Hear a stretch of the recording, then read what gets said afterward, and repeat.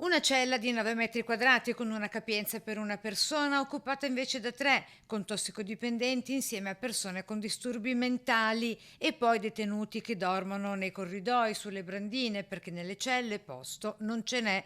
260 i carcerati presenti al Santa Maria Maggiore di Venezia a fronte dei 190 posti disponibili, così dal report della deputata veneziana di Alleanza Verdi e Sinistra Luana Zanella in mattinata in visita al penitenziario veneziano. Abbiamo il problema del sovraffollamento e quello lo sappiamo. Cosa significa questo? Significa che qui ci sono una buona percentuale di persone tossicodipendenti o con problemi di tipo psichiatrico, le due cose, i due aspetti spesso sono intrecciati, che non dovrebbero stare in carcere. E poi c'è il problema del turnover delle guardie penitenziarie, in fuga è il caso di dire da Venezia, perché definita sede disagiata e per questo con un punteggio superiore rispetto alle altre sedi penitenziarie d'Italia, da raggiungere non appena si arriva all'apice del punteggio raggiunto. Quindi gli agenti vengono, accumulano un certo punteggio e poi cercano di andarsene.